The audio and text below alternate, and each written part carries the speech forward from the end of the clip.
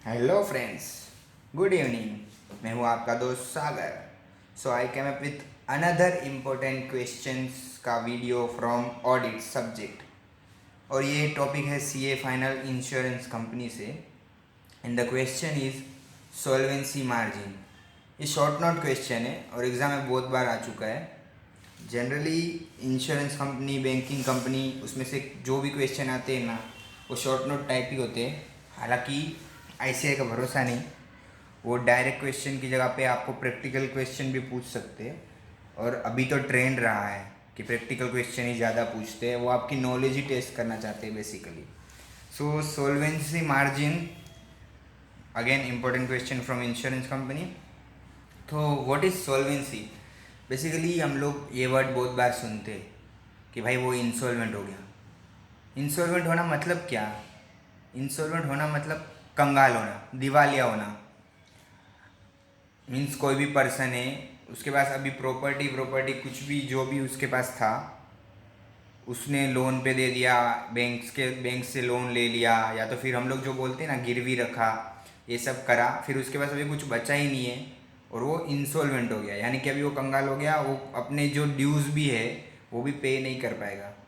तो insurance company में जो अथॉरिटी है हमारा, आईआरडीए, वो क्या बोलता है कि हर एक इंश्योरर या फिर री इंश्योरर है, उसे एक मार्जिन मेंटेन करके रखना है। यानी कि रेशियो मेंटेन करना है असेट्स और लायबिलिटी का।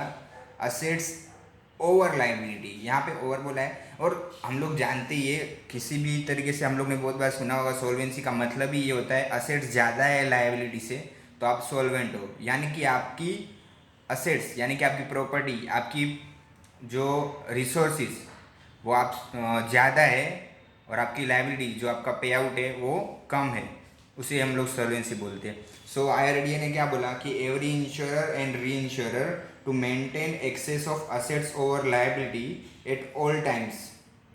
और अभी वो मेंटेन करने के लिए उसने दो क्राइटेरिया दिए। तो क्या बोलता है? Not less than 50% of minimum paid up capital. आपके असेट्स और लायबिलिटी का रेशियो, यानी कि आपके असेट्स ज़्यादा होने चाहिए लायबिलिटी से, तो उसके दो क्राइटेरिया है। Not less than 50% of minimum paid up capital, plus दूसरा amount at arrived in a manner specified by regulations. ये रेगुलेशंस कौन स्पेसिफाई करेगा? रेगुलेटर, यानी कि आईआरडीए, जो हमारे इंश्योरेंस कंपनी में रेगुलेटरी अथॉरिटी है। और उन्होंने सिर्फ इतना ही नहीं बताया सोल्वेंसी मार्जिन मेंटेन कैसे करना है। अगर सोल्वेंसी मार्जिन जो मेंटेन कर रहा है और उसमें सपोज कंपनी मेंटेन नहीं कर पाई तो क्या होगा? जो मेंटेन कर रहे हैं उसके लिए उसको क्या क्या मीन्स, अगर सपोज मेंटेन नहीं कर पाए तो क्या एक्शन लेगी। और अगर सपोज हम लोग मेंटेन नहीं कर पाए और हम लोग कोई एक्शन भी नहीं ले पाए, कंपनी ने कुछ मेंटेन नहीं किया सोल्वेंसी मार्जिन और उसने कोई एक्शन भी नहीं लिया, तो रेगुलेटरी अथॉरिटी क्या करेगी? मतलब रेगुलेटरी अथॉरिटी उसके ऊपर क्या पेनल्टी डालेगी, या तो फिर मीन्स कोई कुछ भी उसके अगेंस्ट जो प्रोसेस करेगी, उसके बारे में हमें बताया गया है। तो आगे पढ़ते हैं, क्या लिखा है। The regulatory authority shall specify level of solvency margin, जिसे हम लोग बोलते हैं कंट्रोल लेवल ऑफ सोल्वेंसी।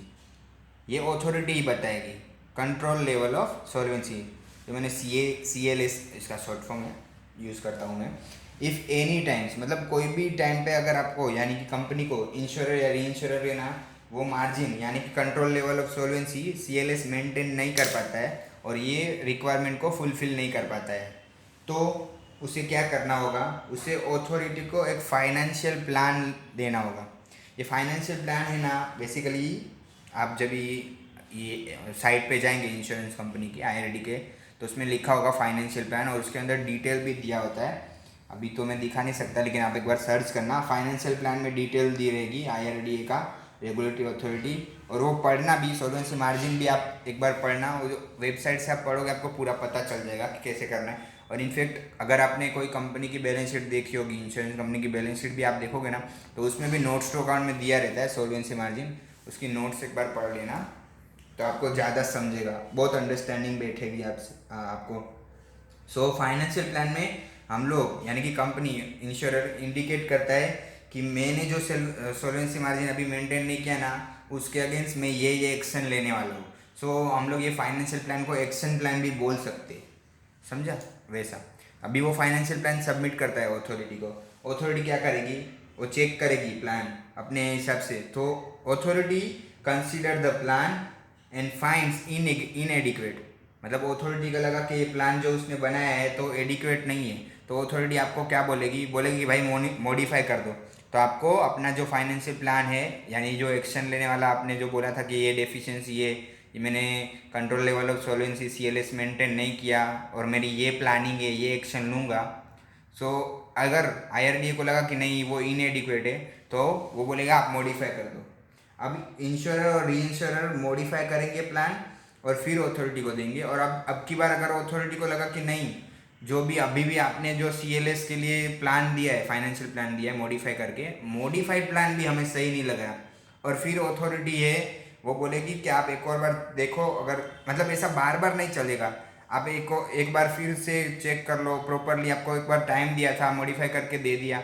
मॉडिफिकेशन में भी अगर अथॉरिटी सेटिस्फाई नहीं होगी, यानी कि आपने फेलियर कर दिया, मतलब आप प्रोविज़न फॉलो नहीं कर पाए, सॉल्वेंसी मार्जिन मेंटेन नहीं कर पाए, सो इसके कॉन्सिक्वेंसेस क्या होंगे, तो every insurer and reinsurer who fails to comply with the prescribe requirement of solvency margin it shall deem to be insolvent, यानी कि अभी वो इंसॉल्वेंट हो गया है। और अथॉरिटी में भी, अगर कोर्ट भी है ना, वो ऐसा बोलेगा कि वाइंडिंग अप कर दो, वाउंड अप कर दो। सो फेलियर करोगे तो क्या होगा, फेलियर में lead to insolvency and winding up यानी वाउंड अप। और अगर सपोज ऐसा है कि स्टेटमेंट ऑफ सॉल्वेंसी जो हम लोग को बताया गया है, हम लोग ने मेंटेन कर दिया, हम लोग ने सब प्रॉपरली रखा, फिर भी प्रूफ क्या है कि आपने सब प्रॉपरली रखा है, तो अथॉरिटी को प्रूफ तो देना पड़ेगा। सो एवरी इंश्योरर एंड री इंश्योरर सेल फाइल और सबमिट द इंश्योरेंस कंपनी, मतलब ये कंपनी सबमिट करेगी ये सॉल्वेंसी मार्जिन मेंटेन किया है वो in the form of assets liability and solvency margin statement.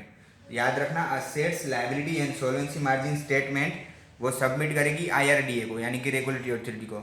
मगर फिर भी रेगुलेटरी अथॉरिटी को सबमिट करेगी ना, तो वो ऑडिटर से सर्टिफाई करवा के करना है, खुद ही लिख के दे देगी तो थोड़ी चलेगा। हमें मतलब यानी कि इंश्योरेंस कंपनी को ऑडिटर से सर्टिफाई कराना है, assets liability and solvency margin एक स्टेटमेंट है, उसको सर्टिफाई करा के वो रेगुलेटरी अथॉरिटी यानी IRDA को सबमिट कर देगी। तो आप पूरा समझ गए कॉन्सेप्ट क्या है सॉल्वेंसी मार्जिन का।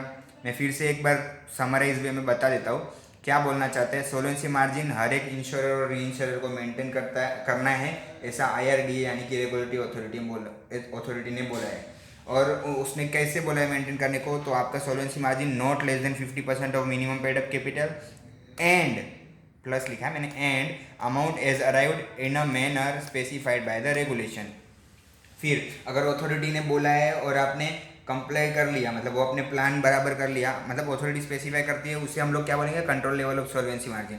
अगर कोई इंश्योरर ने पूरे मतलब एट द टाइम यानी कि पूरे साल भर में वो मार्जिन को मेंटेन नहीं किया, तो वो क्या करेगा, एक फाइनेंशियल प्लान यानी कि एक्शन प्लान सबमिट करेगा कि भाई मैं जो मेंटेन नहीं कर पाया उसके लिए वो डेफिशिएंसी को मैं रिजोल्व करूंगा, करेक्ट एक्शन लूँगा।